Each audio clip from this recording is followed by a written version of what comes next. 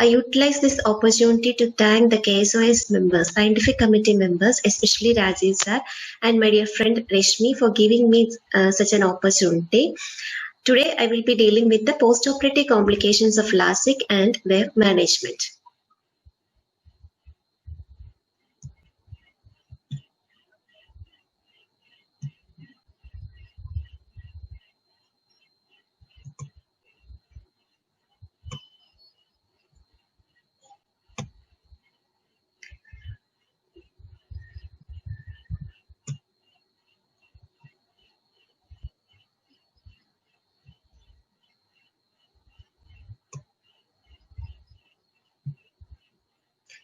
Postoperative complications of LASIK can be divided as early postoperative complications and late postoperative complications. Early postoperative complications include flap-related complications, diffuse lamellar keratitis, microbial keratitis, interface debris and ablation problems. Late postoperative complications include epithelial ingrowth, dry eyes, corneal ectasia and refractive complications. First one is early postoperative complications. The most important ones are the flap-related complications. The causes of flap-related complications are excessive dehydration due to prolonged surgical time and manipulation with forceps, PAPs and other instruments which are not suitable for LASIK. We can prevent the occurrence of such complications by alleviating anxiety. Flap must be allowed to dry. The time between lifting the flap and repositioning it should be minimum. Avoid excessive interface irrigation. Speculum should be gently removed and protect hinge when the optical zone is large. Flap complications are displacement of flap, striae, interface debris, flap edema, flap shrinkage, flap stretching and decentration of flap. First one is the displacement of the flap. Causes are complete adhesion to stroma, which may be due to squeezing of the eyes during draping and speculum removal, excessive eye movement or eye rubbing, dryness of eyes, and accidental trauma while instilling drops. Management is immediate refloating of the flap into position. Next one is the wrinkled flap. Causes are contraction of the flap during laser ablation, flap wrinkling during stretching, rubbing and instilling eye drops which lead to movement of the flap, incorrect flap positioning, extremely thin flap, dehydration of stromal surface due to prolonged exposure, rough handling of flap, and use of vasoconstricting agents like phenylephrine or brimonidine to minimize subconjunctival hemorrhage. Striae can be divided as macrostriae and microstriae. Macrostriations are folds in Bowman's membrane and or epithelial basement membrane. They are related to the flap setting, not slippage. They cause minimum visual deficit. They are detected using slit lamp examination with retroillumination. If they are faint, we can detect by fluorescent staining and examination under cobalt blue filter. These faint striae will appear as negative staining lines. In the case of nasally hinged flaps, the striae will be horizontal, and in the case of superior hinges, they will be vertical. In the treatment includes artificial tears or contact lens. Macrostriations are folds in the full thickness of the flap. Patient will have visual symptoms due to irregular astigmatism, aberrations like halos and starbursts, and also visual acuity will be reduced. These appear as multiple parallel straight lines on slit lamp examination. These are due to flap dislocation. Early recognition and treatment of clinically significant striae is very important for better visual outcome. In the early postoperative period, the best approach is to lift the flap, hydrate the flap, then stretch back into the position. This is done with micro sponges. It can be done under slit lamp or under operating microscope. Those which are not responding to flattening will need more aggressive intervention.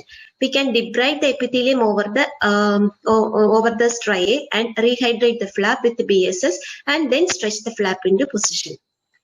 Heat management, first one is suturing. You can suture the flap, thus give a prolonged mechanical stretching. This helps to prevent the recurrence of the flap striae. But the problem is that there will be new striae formation in the opposite direction due to pulling force of the suture. It can also lead to irregular astigmatism. Another method to lately manage this case is phototherapeutic keratectomy, which was proposed by Steinert. We can prevent the occurrence of flap striae by the careful, precise repositioning of the flap and early monitoring of the flap to ensure good position. We have to examine the flap at 20 minutes postoperatively, and also there should be even distribution between the flap edge and the peripheral epithelial ring. Next complication is diffuse lamellar keratitis. This is a diffuse infiltrate under the flap, but there will not be any signs of microbial infection. It usually occurs within a week of surgery. This is also known as Sands of Sahara syndrome because of the white granular appearance with waves of increasing density. Various causes for DLK in the early postoperative period are talc from gloves, oil, wax, metallic fragments, silicates, or bacterial endotoxins of bacteria like Burkholderia picketi, epithelial defects, substances produced by laser ablation, particles from eye drape, meibomian gland secretions, and poured out iodine. The Linebarger stages of DLK are from stage 1 to stage 4. Stage 1, the white granular cells are seen in the periphery of the lamellar flap, that is outside the visual axis. Stage 2, this will come to the central axis or visual axis. It's called the Sands of Sahara syndrome. These two stages will not produce any visual deficits. But when it comes stage 3, these cells in the central visual axis becomes dense and also clumped. So there will be relative clearing of the periphery. If it is left untreated, scarring can occur. And then stage 4 is severe lamellar keratitis. There will be stromal melting and permanent scarring, and patient will have visual acuity decrease, hyperopic shift, and irregular astigmatism. Treatment: stage 1 and 2 are treated with steroid eye drops and ointment. Stage 3 is treated by lifting the flap and debulking the inflammatory response along with topical corticosteroids. In the case of stage 4, already flap melting and scarring has occurred. So this lifting flap and debulking is of no value in such cases. If the repair process has concluded, then we can consider for an anterior lamellar keratoplasty. Prevention, I have said a lot of causes, so that we have to avoid all that causes.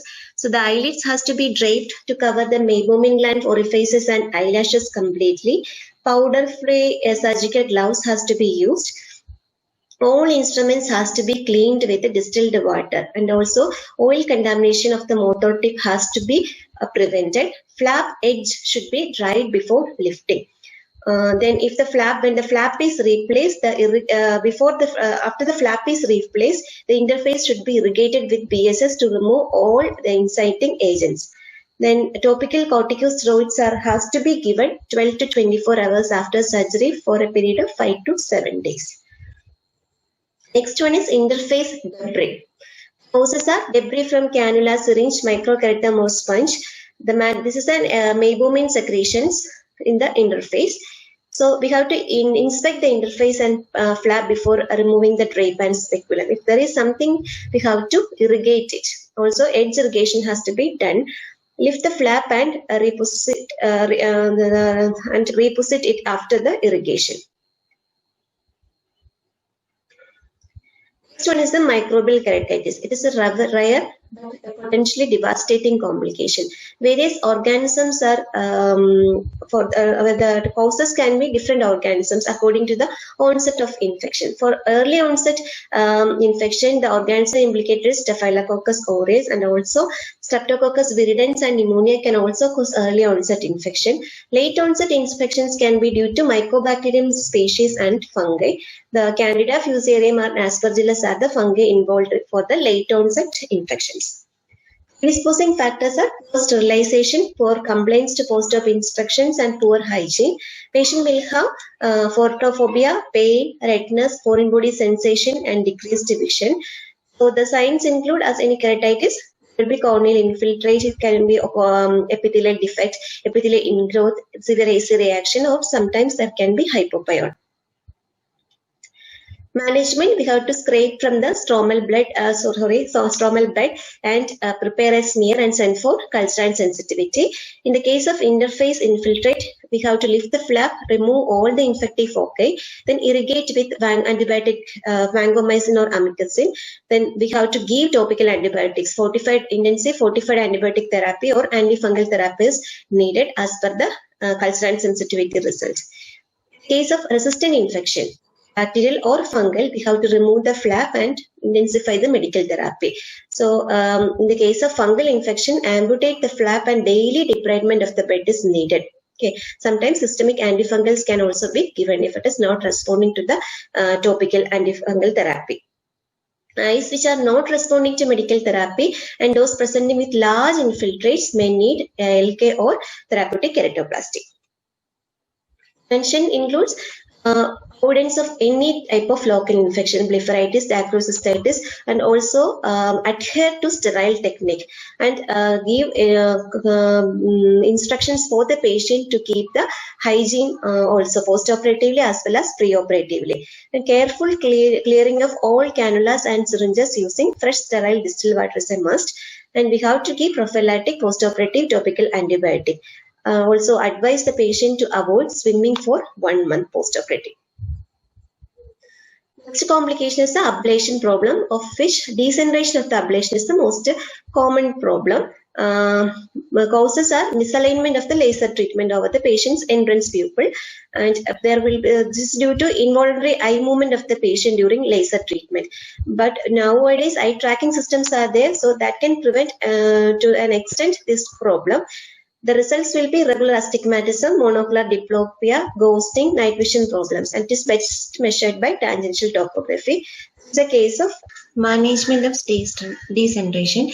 Decentration is visually significant only when it is greater than 0.3 millimeter. We can use myotics or RGP contact lenses in some patients, or we can retreat with a small diameter, about 3 to 4 millimeter ablation zone at the edge of the original optic zone, descended in the opposite direction. This is used in the case of mild forms of decentration. For reducing the symptoms, we can put incisions outside the flap edge in the steeper meridian. Or we can mask the ablation zone with a modulating agent and increase the overall ablation zone diameter. It is better to use a topography linked or wavefront guided laser ablation. Next, we are going to the 8 postoperative complications. First one, epithelial ingrowth. Mechanisms by which the epithelial cells migrate to the interface are microkeratome blade mechanically dragging the cells into the interface, or while irrigation of the stromal bed after ablation that can carry the floating epithelial cells into the interface. The cells of the surface epithelium can grow into the lamellar interface at the junction of the flap. So if there is some gap there, the cells can grow through that. Or in the case of eyes with the previous incisional keratotomy, the outgrowths can occur from the epithelial plugs in such eyes. Risk factors for epithelial ingrowth are after hyperopic LASIK, particularly when the ablation strikes the edge of the cut flap and also after enhancement surgery. Also, other risk factors are poor flap adhesion, perforated corneal flap, free cap, and those patients with an anterior basement membrane dystrophy, postoperative epithelial defects, postoperative inflammation, postoperative flap slippage, previous radial keratotomy, previous corneal surgery, and those with a history of ingrowth in the fellow eye. Clinical presentation will be symptoms will be mild foreign body sensation and reduced visual acuity. Glare, ghosting, and halos are also complained of. The examination reveals a white to grey color growth with the white to grey areas of stromal haze, and there will be irregular fluorescent staining or pooling of stain. On topography, surface irregularities may be seen. In the case of nasal flaps, this growth is seen in the superior and inferior temporal regions. In the case of superior hinge, they are seen temporally, inferiorly, and or along the hinge. Epithelial ingrowth is staged from grade 1 to grade 3. Grade 1, it will be thin ingrowth, 1 to 2 cells thick, non-progressive, limited to within 2 millimeters of the flap edge. Usually difficult to detect, usually no treatment is required. Grade 2, it is thicker it is a thicker ingrowth, and cells can be detected by slit lamp, usually more than 2 millimeter in extension. It requires treatment, but it's not urgent. Treatment may be started 2 to 3 weeks after the growth. Grade 3, very pronounced and thickened ingrowth, several cells deep, wide geographic areas of necrotic epithelial cells can be there. The progression of this can lead to large areas of flap melting. Urgent treatment is required as abnormal flap edges invite recurrence of epithelial ingrowth and reinitiate the cycle. How can you prevent the occurrence of epithelial ingrowth? Use a suction or aspirating lid speculum. Carefully irrigate the interface and sponge the surface. Use a bandage contact lens to prevent flap dislodgement. Avoid irregular edges that often result from blunt dissection. Then treat every epithelial defect with a bandage contact lens, especially when the defects are adjacent to the flap. Use of local anesthetic or other epithelial toxic agents has to be avoided or minimally used. Adequate lubrication has to be ensured during the microkeratome pass. Also, sufficient suction has to be ensured. And in the case of eyes with a history of recurrent corneal erosions, or those who had a history of epithelial defect occurring after the LASIK in the fellow eye, we have to consider PRK rather than LASIK. Indications for treatment in the case of epithelial ingrowth are documented progression of epithelial ingrowth, disturbance of the corneal flap, loss of BCVA, grade 2 and 3 epithelial ingrowth, and hyperopic shift, because it is an early indication of possible underlying stromal melt. Treatment modality, the general treatment is lift the flap, scrape off the epithelial cells from the stromal bed, then put a bandage contact lens. To avoid recurrence, we can use ethanol, mitomycin, or a phototherapeutic keratectomy. We can also, after a debridement, to ensure adequate apposition between the flap and stromal bed, we can use suturing or gluing. Then to destroy the epithelial cells which are encroaching the visual axis, we can use Nd:YAG laser. And there are reports of using amniotic membrane as adjuvant therapy. This is especially for the patients who require placement of sutures in the visual axis. In the case of small peripheral ingrowths with no flap abnormality, a spreader can be used to milk out the cells from cells. This can be done under direct visualization in a slit lamp. Once a flap melt has occurred, treatment is not often necessary because further progression will not occur as the cells has come to the surface. Next complication is dry eyes. Corneal refractive surgical procedures can result in marked postoperative hypoesthesia. So this will interfere with the tear function. So those which are greater risk for experiencing dry eye are myopic patients with a poor Schirmer function, that is Schirmer less than 10 millimeters. Causes of tear film abnormalities following a refractive surgery are corneal denervation in the ablation zone, operating trauma to the epithelium, toxicity from topical eye drops, inflammatory response to surgery with release of cytokines and inflammatory mediators, poor blink rate, altered corneal contour, poor quality thin lipid layer, and alterations in tear evaporation rate and osmolarity. As LASIK is a deeper transection procedure, there occurs a greater loss of corneal sensitivity. Management of dry eyes include, for milder cases, non-preserved tear substitutes, and for severe cases, punctal occlusion. Next complication is corneal ectasia. Ectasia manifests as an area of non-inflammatory, progressive corneal thinning in the area of ectasia with unstable topographical steepening. Iatrogenic keratectasia is the most serious late complication following LASIK. Altered biomechanics of cornea following a lamellar procedure predisposed to ectasia despite a normal IOP. And the cornea, the strength of the cornea following a LASIK is determined by the residual stromal bed thickness. Usually, the residual corneal thickness required or recommended by most surgeons is 250 to 300 micrometer. This is a pentacam picture showing a post-LASIK ectasia. So this is this enhanced Brilliant Ambrose display also shows the ectasia. The physiology. The collagen fibers in the anterior third of the cornea have greater tensile strength. In LASIK, these fibers are being cut. So there occurs a corneal weakening of 0 to 33%. Results will be thinning and bulging of cornea, myopic shift, irregular astigmatism, and reduced visual acuity. How can we prevent the occurrence of corneal ectasia? Operatively, topography and pachymetry has to be evaluated thoroughly, especially in the case of asymmetric cornea. We have to test we have to do the topography several times. Rule out keratoconus before taking this procedure. Now also before doing topography, we have to stop the contact lens use for 2 to 3 weeks. And pachymetry is a must to plan ablation. In preoperative planning, the PTA, percent tissue altered, is used for estimating the risk of a corneal ectasia, inducing corneal ectasia. Generally, a PTA value of less than 40% is accepted as a low risk in normal eye. PTA is calculated using the formula flap thickness plus ablation depth divided by central corneal thickness. Intraoperatively also measure the flap thickness of posterior stroma during surgery, that is both before and after ablation.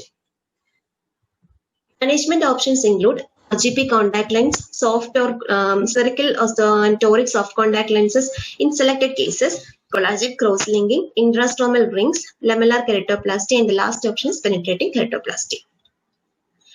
Next is the central eye lens. These are defined as a central area of steeper corneal tissue with an increased refractive power, surrounded by a flattened corneal region with reduced refractive power, better demonstrated by a computerized video keratography. The definition given to central eye lens by Kruger and co-authors is that it is an area of 1.5 mm diameter with a steepening of at least 3 diopters. The most important cause for the occurrence of central eye lens is the use of an irregular profile of the delivery beam. This is seen with the older softwares in the broad beam laser systems, and it is rarely seen with the flying spot or scanning slit laser systems which are used now. Other causes of occurrence of central eye lens are debris on the stromal bed, uneven stromal hydration, any obstruction to the laser energy, and large ablation diameters and high dioptric corrections increase the chances of central eye lens formation. Patient may complain of ghosting, glare, uniocular diplopia, and undercorrection. Corneal topography reveals a peninsula with a hot color surrounded by a sea of cool colors. Management: observe the patient for 3 to 6 months before undertaking any surgical intervention. We have to repeat the refraction and topography at 2 weekly intervals, and during that period or other in the milder cases we can use an RGP contact lenses. If a surgical intervention is needed, we can opt for a PTK. First ones are the refractive complications of LASIK. One is the irregular astigmatism. The causes are wrinkles or folds in the flap. Causes of irregular astigmatism include wrinkles or folds in flap, interface debris, epithelial ingrowth, and decentration. Result will be decrease in visual acuity by 2 or more lines. Management includes treatment of the cause. Undercorrection. Residual unexpected refractive error can occur in the first postoperative month after LASIK surgery. This is usually seen in high myopia patients, that is more than 10 to 12 diopters. It is easier to correct a residual myopia than a hyperopia from overcorrection. Causes of undercorrection includes incorrect preoperative refraction, difficulty in performing precise refractive evaluation as in staphylomatous eyes, incorrect laser calibration due to bad environmental condition in OT, incorrect data entry, incomplete or descended ablation, incorrect interpretation of normogram, or unstable emetropia. Management has to be considered 2 to 3 months after the refractive stability. Preferably, this should be done under aberrometric guidance. Options are the flap and reablation, which is done within 3 to 4 months of first treatment.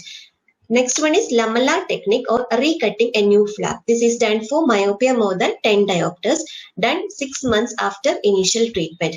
Or a surface ablation technique, PRK, can also be used. Overcorrection means the refractive correction has exceeded the expected value after 1 month. Causes are incorrect preoperative refraction, incorrect data entry, and poor control of humidity levels in laser room. Management is lifting the flap and re-ablation, which is done 2 to 3 months after the initial surgery. A paraperipheral ablation of anterior stromal bud is used. Hyperopic surface photoablation for 1 to 3 diopters can be considered, or a conductive keratoplasty can be done. Regression. Refractive result of LASIK is not stable. The effect of the LASIK is lost over a few months. This usually stops after 1 to 3 months after the surgery.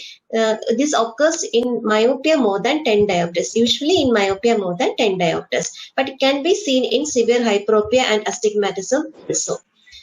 Cause of regression is combination of epithelial hyperplasia and remodeling of the stroma. Management options are same as for undercorrection, and enhancement procedures should be considered only after the refraction becoming stable.